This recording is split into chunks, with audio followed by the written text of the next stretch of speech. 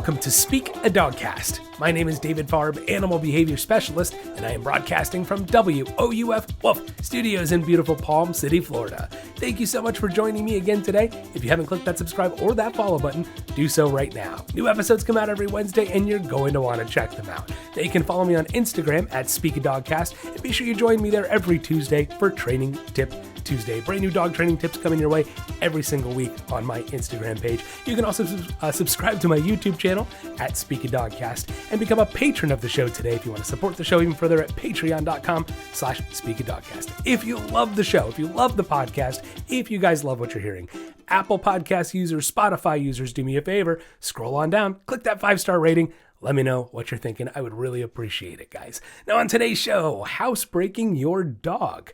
We're going to go over everything you need to know to housebreak your dog. We're going to talk about how to keep that simple and get it done. Then we have utilizing a training leash.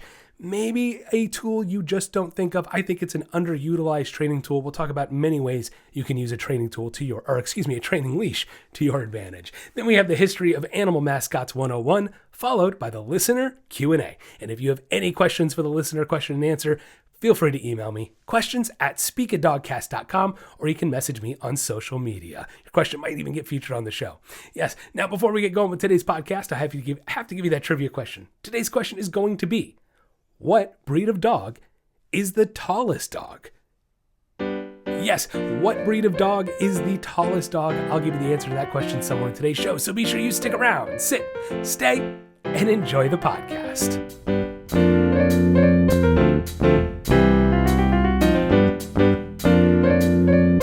Next on Speak a Dogcast, Housebreaking Your Dog. Now, maybe you have a new puppy. Maybe you've just got a rescue dog who has never been housebroken fully. It can be either or. And the cool thing is about housebreaking is, honestly, guys, it's done the same way no matter if it's a puppy or an older dog. Okay? And housebreaking is pretty simplistic. The hardest part of housebreaking a dog is the consistency, the follow-through, and not being a lazy human being. That's just the full-blown honesty truth of the matter. Housebreaking is really not that complicated. And unfortunately, what we do as humans is we overcomplicate it. And we overcomplicate it. There we go. We overcomplicate it. You know, you try to overcomplicate a simplistic thing and it just doesn't work, right? It's not going to work very well. So we have to keep it simple when it comes to housebreaking. We need to not overcomplicate it, not add any crazy, ridiculous tools or variables that are just unnecessary and we don't need. So we're going to talk about that today. And again, the cool thing is puppy or full-grown dog, doesn't really matter which it is. We're going to go about tackling housebreaking the exact same way. Now, with that said, every dog is a little different, okay? I've had some dogs that just housebreak in 2 weeks. I have other dogs that it takes 6 months to fully housebreak them, okay? And right, difference between fully housebreaking and, an accident every 2 weeks or so, something like that. That's pretty good, but it's not fully housebroken, right? We can't leave our dog out and have them hold it for 8 hours and no problems. So housebreaking is one of those things where it is a little kind of up to the individual dog. At the same time, the more consistent and the better you are, and the more you follow these directions for housebreaking, the better success, the faster success you most likely will get. I only say most likely because, again, I've had some dogs that are just a little difficult to housebreak. They don't quite fully. Look, again, I give the example all the time because it was my own dog many years ago. And I probably wasn't quite as good at housebreaking dogs as I am now. I didn't have as much knowledge. But Colby Jack, my golden retriever, I don't think he actually ever pooped inside the house, but man, we had so many pee accidents. Like, oh my gosh. I think it was about 7 months old is when he finally started really fully being housebroken, but he peed in front of the door we took him out of. I can't tell you how many times. I mean, we got to that point where he'd hold it. I was missing a signal or, whatever, something was happening, or maybe he just went over and did it. I couldn't, this was so many years ago, I couldn't even tell you exactly where I went wrong in my training necessarily, or I didn't go wrong, and that's the point, or Colby was just a little more difficult. Penny Lane, we housebroke in like a month. She wasn't housebroken at all. She was 4.5 months and a big dog, and I was able to do it in like a month with her. Colby took till 7 months old. We even started with him at a younger age. So again, just kind of want to throw it out there. Don't get discouraged if your dog is not having that success in the time frame you're looking for, because sometimes with housebreaking, it just isn't up to us. All right, so let's get into it. How do we housebreak our dogs? Okay, so there's a lot of important variables, and I'm just going to run through the steps of like how we do this. If I'm bringing a new puppy home, let's say I go out and I get a 10 week old puppy. Let's just say we're going to start. And like I said, it's the same way no matter what, but we're going to give the puppy, example. And then, it doesn't matter. I guess dog example. But if I have especially like a puppy, here's the other difference, guys. Here's the only difference with housebreaking with a puppy versus a larger dog or an adult dog. An adult dog is going to physically have the ability to hold their bladder, and a very young puppy is not. There's really the only difference in housebreaking with puppy versus an adult dog. Okay, so yeah, okay, there is that. But that's not going to change our method. That's just a variable we have to understand and deal with, right? So look, if you have a puppy 16 weeks and younger, let's just start there. 16 weeks and younger, do not expect perfection out of their housebreaking. Some of y'all might get it, and that's fantastic.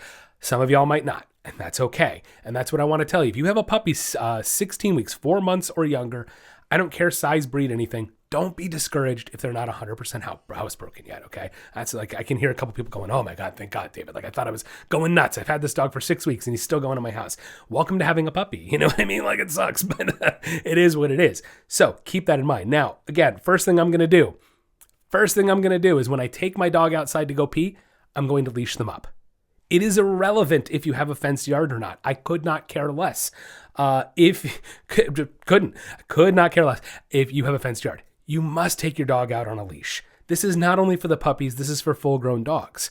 Training is all about the ability to guide and direct behavior.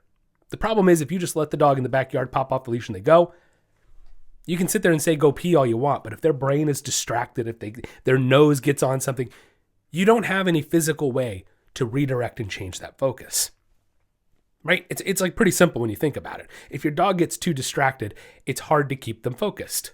Makes sense. So very, very important. I think this is one of the biggest details people miss out on with housebreaking is not leashing up their dogs when they take them out. So make sure you're leashing up your dog when you take them outside. Now, before you go outside and getting our leash, I want you to also grab a couple treats and put them in your pocket. Okay? Yep. This is one of the exceptions where we don't absolutely need our treat pouch. I'm cool with this for housebreaking's sake. We don't absolutely need our treat pouch for this. I just need a handful of treats ready to go. Okay, so I'm cool with it if you want to just throw them in your pocket, but don't have them in your hand because your dog is going to know with the nose and they're going to keep following your hand, and that's not what we want. Couple treats, leash them up, we go outside. Now, I'm going to start physically guiding and directing my dog, almost doing figure eights and circles. You know how dogs circle when they pee? Everybody knows that, right? Trying to find that right spot, if you will. And so I almost want to put them into that pee mode, into that pee zone mentally by doing the figure eights and doing the circles. And I'm going to say, go pee. That's it. One, go pee. Leave it alone. Keep guiding. I'm going to wait like 20 seconds before I say the next go pee. If I feel like they get distracted, I redirect. Hey, go pee. Wait. Let them sniff, let them focus, let them think. And then once they do pee, once they finish peeing, I'm going to go, good girl, good boy, and immediately give them the treat. This is why the treat's important to have now, guys. We are absolutely not going to wait till we go back inside. We cannot wait till we go back inside to give them the treat. We have to give them the treat right there, right after they go. Dogs need to make that connection immediately. You don't have very long. You really don't have a long period of time between the dog finishing a behavior and being able to connect the dots of getting the reward. So it's really important that you take that reward and you reward them immediately after they do their business outside, okay? Now, if you know your dog needs to pee and poop, they need to do number 1 and number 2, no problem. We're going to guide and direct again. Same thing, rinse and repeat until they do the second one. What happens when our dog doesn't do what we need them to? What happens if I know they need to go, but they didn't? I'm going to bring them back inside, and I'm going to keep the leash on. We're not going to take the leash off. Okay, we have 2 options here. 2 options. Either they have to be leashed by our side, or if you cannot keep an eye on them like that, then they go back in their crate for a few minutes. 10, 20 minutes goes by, I bring them out again, leash them up, treats in my pocket, take them outside, we rinse and repeat and try again. Go pee, circling, mentally getting a minute. If they don't, same thing. The key to this, guys, is if your dog doesn't go and you know they need to, do not let them have freedom in the house. They will find a spot. They will wait for the moment you are distracted. They will wait for the moment you turn your head. They will wait for the moment your text comes in and you're looking at your phone, and they will pee inside the house and you just set yourself backwards. So it's important to be ahead of these things. That's really what training is all about. It's about being ahead of it. So if I don't allow my dog to go and sniff around the house and all of a sudden they go, oh, I got to go. If I don't allow that, guess what's not going to happen? An accident in the house, right? Like, yeah, awesome. Okay. So keeping it simple. This is very basic, very simplistic, very easy. Okay. We go outside, we guide and direct to go pee. If they go, we reward. If they don't, we come back inside and we keep them close to us or in a crate. Wait 10, 20 minutes, try it again. It's that simple, guys. It's that simple. That's the basic gist of housebreaking. Now, there's definitely more aspects to it. We're going to get into the details as we go, but I can't stress it enough. That little routine, that little exercise, what I just told you, key. It's key, guys. You have to be rinsing and repeating this stuff correctly. You have to be rewarding the behavior when they do go, and you have to be cutting off and not allowing the accidents, the peeing, that behavior to happen inside the house. Inside. Right? Now, the details. Let's talk about the details. Here's a detail we need to know. Big important detail, guys. Pee pads are a big no-no from the professionals. You heard me correctly. Professionals do not like pee pads. Trainers, we hate them. There's very few instances I could ever see us needing to use pee pads. There are a handful of exceptions. We're not really going to get into those today. Like one of them is like you live in a high-rise apartment and you've got a really small young dog and you're not making it downstairs before that dog's got to go.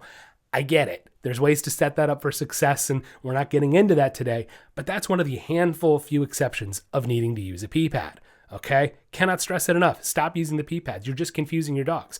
Guys, the very beginning of the segment, and I've said it a few times, what is housebreaking all about? Keeping it simple.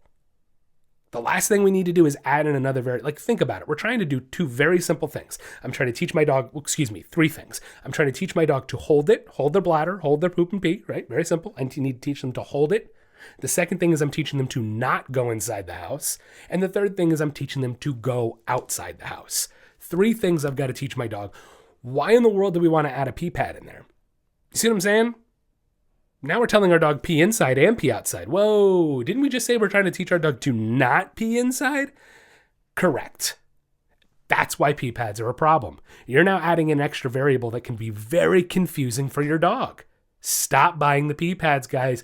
Big training mistake. I know I can hear, David, I had success on my pee pad. Well, good for you. You're the 1%, guys. I'm telling you, on the whole, it's not going to work. Stop using pee pads. Pretty simple. And not to mention, I'm saving you money. Be grateful. I'm saving you money by not buying these pee pads. All right. So keep that in mind. Now, if your dog does have an accident, let's just talk about that for a moment.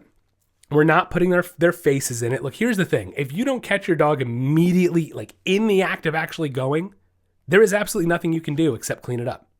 I hope you all heard that.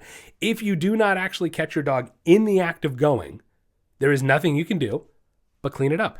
It's that simple.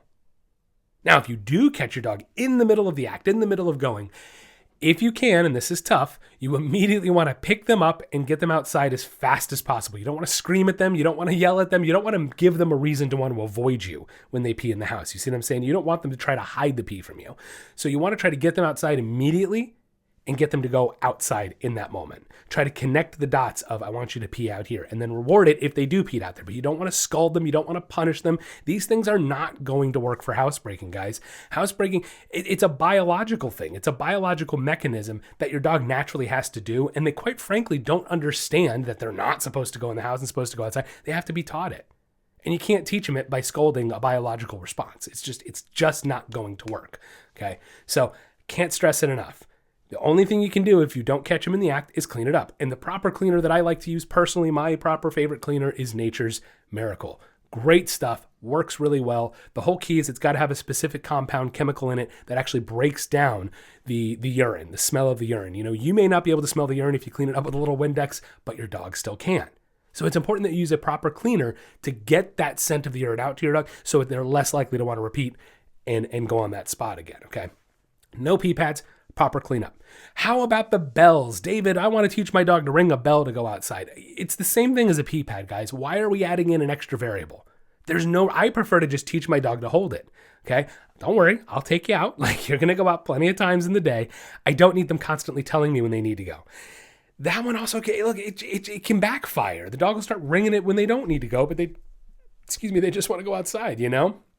And while that's not always the case, again, why add in an extra variable? I'm already trying to teach them three things. Why are we adding in a fourth, a fifth, a sixth, a seventh? You know, keep it simple, guys. Dogs are simplistic creatures. We try to overcomplicate things with all this human stuff. Like, oh, if I bring a bell and I put a pee pad. Stop being human about this. Like, stop being a human being and thinking like a person. You need to think like a dog, and dogs don't think like that. Okay? It's just wrong. It's not that you can't teach them that. It's not. That's what I'm saying. I know plenty of people that have done it successfully, but why is my question always? Why are you trying to add in an extra variable when you, quite frankly, don't have to? That's the way I see it. Don't you want the quickest, easiest, fastest training method? Right? Doesn't everybody? And look, quick and easy are not exactly, they don't go with training. Because like I said, housebreaking can take potentially 5 months. But at the same time, if you want to do it quickly, you have to do it this way. You don't want to add in variables that you do not need. All right? So moving past the things you don't need, the variables we don't need to add, let's talk about the crate a little bit. Again, to me, it doesn't really matter. If I'm bringing a new rescue dog into my home, I'm crating them, period. No ifs, ands, or buts, and you should be too. The crate is a wonderful tool to teach your dog housebreaking. Look, especially if you've got a rescue dog with some nerves, maybe some anxiety, and you leave, that's a common one. They'll pee when you leave because they're anxious and they have that separation anxiety. The crate can help eliminate that. So I don't want to, we don't need to get into the crate over and over today, but I'm just going to tell you, if you're housebreaking your dog, guys, the crate is an absolute must. It's not a, well, maybe, I don't know. I'll see how we feel. We'll see. Feel it out. No, do it right away. Do it right away. Introduce the crate and get it going. It's one of the best tools for housebreaking. Now, another thing I want to mention about housebreaking is intake and output. Right? Intake and output, knowing how much food your dog has gotten, when they got it. Look, you all are dog owners, for those of you guys who've had them for a couple months at least, you start to learn your dog pretty well, don't you? You love them. You're paying attention. You're really into it. And you start to notice how often they pee. Oh, my dog, I hear it from owners all the time when I take dog. He pees 6 times a day and poops 3 times a day. Occasionally he'll do a 4th one, but only if it's after 6 p.m. Like, it's incredible. And they're creatures of habit, right? It's a good thing. They're healthy. They're regular. But that's a good thing to see that pattern and recognize it when you're in the housebreaking stage, because then I know, I fed my dog, and literally exactly an hour and a half after I feed my dog, he needs to poop. That's fantastic. Use that to your advantage and make sure you take them out at an hour and 25 as opposed to an hour and 30. That way you're heading it off and ready for him to poop outside as opposed to waiting for an hour and 30. All of a sudden he needs to poop. Oh, he did it inside. Darn. See what I'm saying? Know when your dog has eaten. Know how much they've had. Water, it's the same thing. Look, on the puppy side, for puppies, and especially because we're not in summer right now, we're not having dogs overheating left and right. We don't have to be as concerned about that. So puppies tend to overdrink. They do. Puppies tend to overdrink even if it's not hot out. And if you have a puppy that's this big, and he fills his bladder to this big, do the math. He's, sorry, I know you can't visualize that on the podcast, but you hear what I'm saying. If the dog is tiny and the bladder is getting filled past the size of the dog is going to explode with pee. All right. So most people let their dogs drink, rather puppies drink, or even dogs. I've seen dogs, guys, where they drink and it becomes habitual to the point that the dog overdrinks and can't hold its bladder. I mean, that's it's probably not totally healthy, throwing that out there. For one thing, look, it's an obsessive behavior. Any obsessive behavior is not a good thing. So overdrinking obsessively to me is still a bad thing. I'm, just saying. Anyway, so you need to understand how much water your dog's got. How much water your dog has had, how much they have drank, okay? If you need to limit the water a little bit for puppies, there's nothing wrong with that. As long as you're giving them an adequate amount, making sure they're staying hydrated. But if you know your dog just drank for 30 seconds straight, they walked away from the bowl of the puppy, 10 seconds later they come back and drink for another 30 seconds straight, that's a little much, guys. I don't think your puppy needs that much water. They're bored, they're puppies, they're figuring out the world. That's the kind of stuff they do. And they need guidance from you to know to do things correctly. So pulling that water bowl once they've had enough, waiting for them to pee, then putting the water bowl back down, very important. Know your dog's intake and output, control it, and that way you can help control those variables of when they are going to pee and poop. You can control it, reinforce it, strengthen it, and all of a sudden, boom, we're housebreaking our dogs. All right. So quick recap today, guys. Let's remember, we always want to leash up our dogs when we're taking them outside and putting a treat in our pocket when we go out there. We're going to wait until they're done going. We're going to guide them with the leash. We're going to guide them into that circle figure 8 motion, getting them in that pee mode. Once they do go pee, we tell them, good boy, good girl, make a big deal, give them a treat right away outside in the yard the second they're done peeing. If they don't go, we bring them back inside, we tether them to our side, or we put them in the crate. 10, 20 minutes go by, we take them out, we try it again. We rinse and repeat until we get success and can reinforce them going outside. Remember to avoid using pee pads. We don't want to use pee pads. We don't want to use the ring and the bell. We want to keep things simplistic. Our dogs are already learning enough, right? There's already enough things we're trying to reinforce and strengthen. We don't need to add another behavior in there for no reason. If your dog does have an accident, and it's inevitable they will when you're housebreaking, make sure you're using a proper cleaner. My favorite one, Nature's Miracle. Very important that you use the right kind of cleaner to clean up your dog's messes. Let's also remember to understand intake, output, how much they've had, when they've had it, knowing when your dog needs to poop, how many times they poop in a day, controlling it, setting them up for success. Remember, guys, puppies will overdrink to a point that they cannot hold it. You're never going to housebreak your dog if your puppy overdrinks to the point that they're peeing clear. It's just that simple. Remember that all of these rules can be applied to a puppy, full-grown dog. Housebreaking is all done the same way. Keep it simple, keep it consistent, and you'll be housebreaking your dog in no time.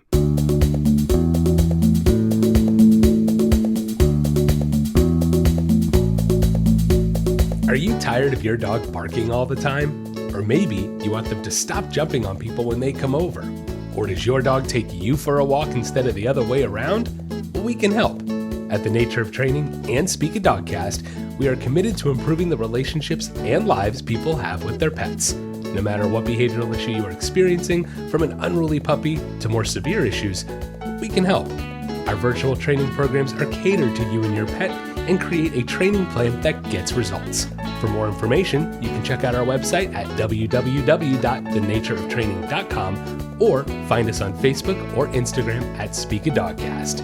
With the ability to connect, teach, and train with pet owners around the world, together we can make a better home for our furry friends. The Nature of Training and Speak a Dogcast, helping you achieve success with your pet.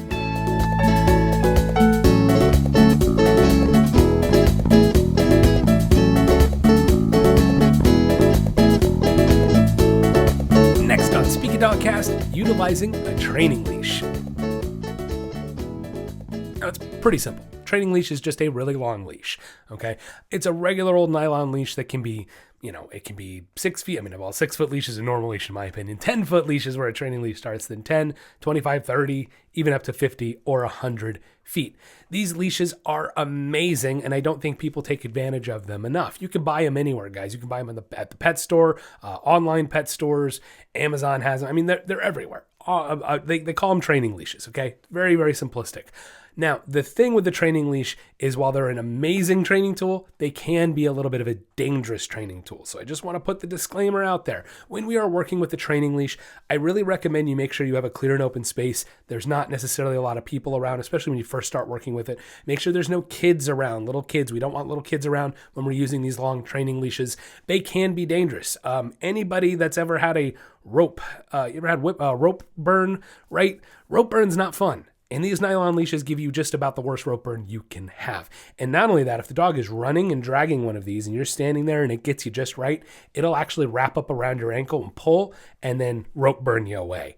I've had it happen. It does not feel good. I've had it happen like 2 times ever, thank goodness, and all the times I've used these leashes, but it is inevitable that someone's going to get a little bit of leash burn if you're not careful. So I do need you guys to be very careful, very aware, very cautious. Make sure you're doing this safely. All right. So there's the disclaimer. Be sure you're very careful when utilizing a training leash.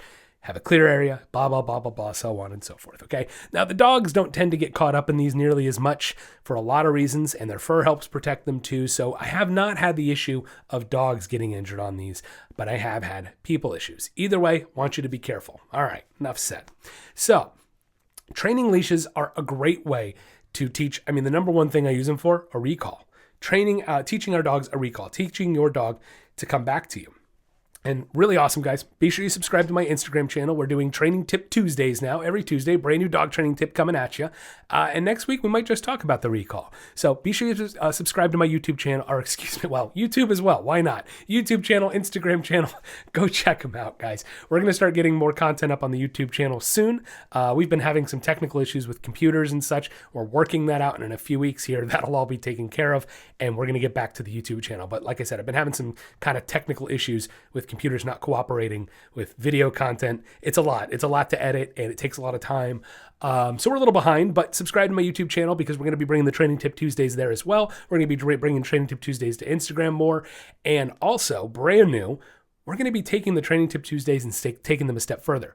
Go check out my Patreon page. My Patreon page, my patrons, you guys are going to have exclusive content coming to you. We're going to break down the Training Tip Tuesdays and talk more in depth about each of those tips. Give you a little more advice, a little more information. So if you want some more dog training information, dog training advice, be sure to become a patron of the show today by going to patreon.com/SpeakADogcast. You can also find me on Instagram at SpeakADogcast and my YouTube channel, youtube.com/SpeakADogcast. All right, there's the little plug for the day. But a lot of good training tips coming on Training Tip Tuesday there. And so we'll talk more about utilizing the long leash and a recall, down the road here. So be sure you check it out. So again, this is one of the basic ways I teach a recall. It's pretty simplistic. I mean, it really is pretty simple. Look, guys, my mantra, KISS, keep it simple, stupid. I mean, really, that's what dog training is all. I see dog trainers who have these giant dog training belts on, and they've got like 50 tools attached to it. It's like they think they're so awesome, and I kind of laugh at it. I'm sorry. I kind of laugh at it because the most I'll have is like a dog bowl and maybe a tennis ball, treat pouch, poop bags. Like that's about it. I don't really need much more than that. Occasionally I'll bring a training leash, but throw it in a backpack. I don't whatever. Anyway, so when I utilize a training leash, guys, here's the thing. I don't put a dog on a training leash right away. I put them on a 6-foot leash first. To me, this is really important. You can't expect your dog to listen from 100 feet away if they don't know how to listen from 2 feet away. It's that simple. It's really basic, and think about it, it makes sense. There is absolutely no way your dog is going to listen to you from 100 feet away if you don't have that focus, 2 feet of leash. It all starts with 2 feet of leash. We're not going to talk about in depth of how to get all that today. You can go check out all my other segments on how to create focus, how to start walking well with your dog, loose leash, all that kind of good stuff. But it has to start there. If you don't have all that good stuff, graduating to the training leash is just not going to go well. It's just not a good idea. I want you to walk before you run. And same thing with your dog. So let's assume we have all that good stuff. Our dog knows how to focus. Our dog's a pretty darn good walker. We're pretty good at loose leash. And I don't need perfection, right? Okay. But they're good. So we're going to put this training leash on. Now, ideally, the first time you use a training leash, I would like you to be in a controlled environment, maybe your fenced backyard, maybe an empty dog park. Certain times of days, dog parks do tend to be empty.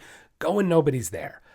Go to a friend's house if you don't have a fenced backyard, but find somewhere safe. I want you to be cautious the first time you do this because, you don't know what your dog is going to do the first time you give them a little freedom, okay? But you're going to put the training leash on, and I'm just going to let them sniff around. I'm going to go, all right, release them, let them do their thing. They can sniff around, have fun. And then when I'm ready for it, okay, I'm going to pick up the end of the leash, and without hesitation, I'm going to start pulling on the leash lightly, carefully, but pulling on the leash, calling their name, and whatever you want to do, a whistle, a kissy noise. Some people like to do that for a recall, pair a sound to it, because obviously saying Fluffy out loud may not, get across the field or the dog park. The whistle, something like that can be more helpful. So anyway, I'm going to reel them in and say their name simultaneously. Fluffy, Fluffy, reeling in that thing. The second they come to me, treat. I'm going to feed them a treat right there. Okay. Then I'm going to release them. All right. Let them go sniff. Let them get distracted. Once they're distracted again, pick up the end of the leash, reel them in. Fluffy, call their name simultaneously. Very important. Don't call their name first. I need you to be pulling on them. Don't give them an option but to come to you. Right. Okay. Boom. There's the recall, guys. That's where it starts. We're not getting into the details of the recall today because there's a segment on that, believe it or not. But this is how we can utilize a long leash. Now, another way people can utilize long leashes that a lot of people do already, but they're using the wrong kind of long leash. How many people hate and despise the runaway leashes? How many people hate and despise those stupid extendable leashes? The damn things with the plastic and the handle and the click and you can lock it. And I cannot stand those leashes for a multitude of reasons. You want to talk about rope burn? Those leashes have like the little round nylon, rope leash.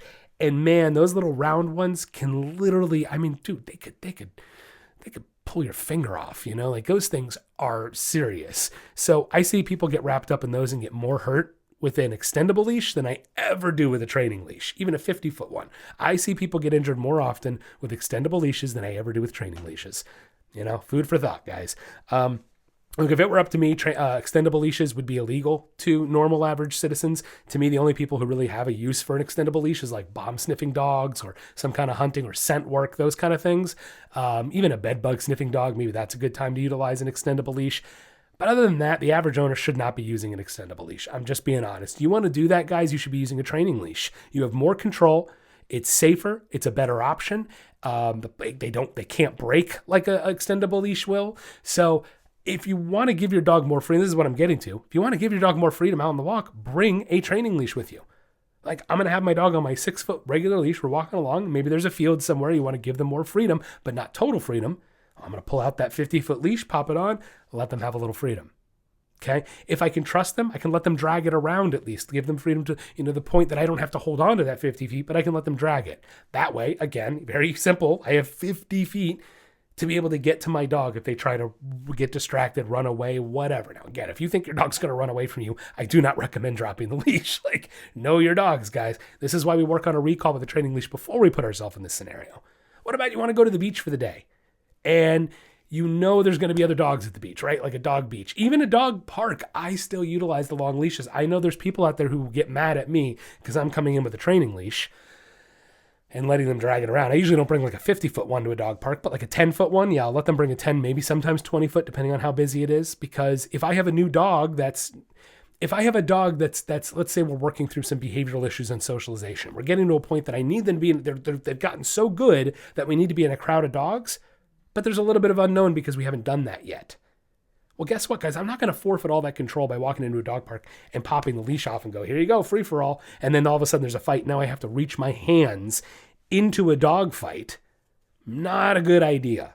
So it's not necessarily a horrible idea to let your dog drag around a training leash. I don't understand it. I've gotten chewed out before for letting my dog drag a training leash around. And then oddly enough, the person who's chewing me out, this was hilarious, this happened once. The person who was chewing me out, his dog started a fight with my dog. It wasn't my dog's fault. And I had a training leash to be able to get in there, redirect, and pull that dog away safely, and nobody got hurt. Crazy. Kind of ironic, don't you think, that the owner that's chewing me out is the dog is reflecting their behavior and chewing another dog out? It's almost like it's connected somehow. So there's a lot of different ways we can utilize these long leashes. Again, the beach, same thing. I mean, it's even less controlled than a dog park. There's no fences, guys. I don't know why you wouldn't want to have some level of control by letting your dog drag a nice long leash around. Same thing. Let's just say my friend's got a new rescue dog. They're going to bring him over to socialize with my dog in the backyard. I'm going to pop 2 10-foot leashes on those dogs. I don't know what this rescue dog, and they might be the new one, my friends. They don't know what the new rescue dog is going to do.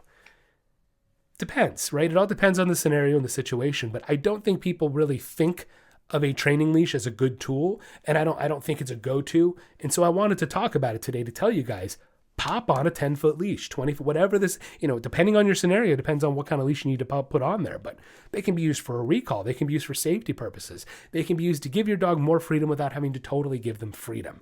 They might trip on it a little bit at first, but you'd be shocked. They get really good at maneuvering around it and knowing where it is and not tripping on it anymore if you give them that opportunity. But if you only let them have it on for 5 minutes, go, oh, they're tripping on, we need to take it off. Come on, guys. Dogs are better than that.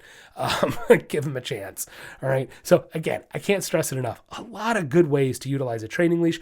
Get rid of the extendable leashes, guys. If you have an extendable leash, just stop it. Just stop it. Just stop. Get rid of the damn things. Horrible training tool. Horrible walking tool. I can't stand them. Bane of my existence. Get rid of them. All right, so get yourself a nice training leash. Check them out. All the pet stores sell them, and you'll discover how much more flexibility, versatility, and freedom you can give your dog and keeping everybody safe at the same time.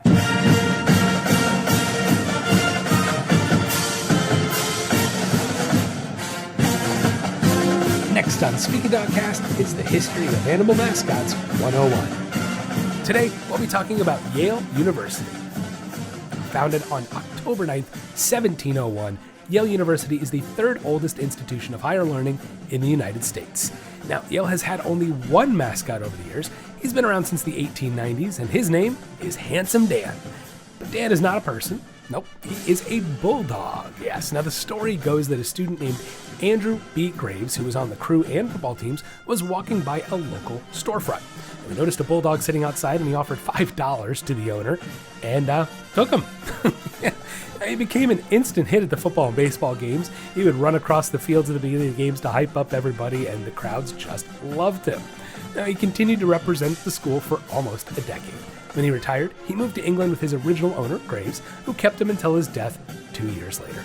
Now, after the original Handsome Dan passed, his owner sent him back to the U.S. to be stuffed and then displayed at the school where he remains even today. A little weird, but to each his own. There have been a total of 19 Handsome Dans, with the newest addition joining the school in 2021.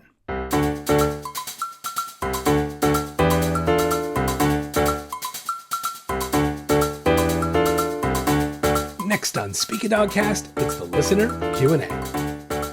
The first question today comes from Sierra from Austin, Texas. Sierra says, "My puppy is biting me a lot. I have tried giving her a toy. I've tried pretending she's hurting me, but nothing works. She's almost starting to come at me more vicious lately. She's a 4-month-old mini golden doodle, and while she won't be that big, I don't want her biting. How do I get her to stop?" Sierra, thanks for the question. Look, I'll be honest. There's one thing I'm not hearing here. There's one thing I'm not hearing. You said nothing works, but there's something you're not trying. Discipline. You're not disciplining your dog, and you need to be disciplining. That doesn't mean you need to be doing anything crazy, but you need to be disciplining your dog. Right there, it's telling me your dog won't stop biting you. You're not providing enough of a leadership position to your dog that your dog wants to listen. Just, this is full-blown honesty here, Sierra. Look, I get this a lot with these golden doodles, these little mini golden doodles that are all fluffy and cute, and look, underneath the hood, they're the same thing as a lab, as a German Shepherd, as a Great Dane. Guys, a dog is a dog is a dog is a dog is a dog is a dog is a dog. Sierra, you have a mini golden doodle. It's adorable, but it's a dog. And you can clearly hear from what you've told me, unfortunately, Sierra, you're not providing enough discipline. You're not providing enough structure, rules, boundaries. I'm sure you're providing a lot of affection, and that's great, but that's not the meat and potatoes. The affection has to come after the fact.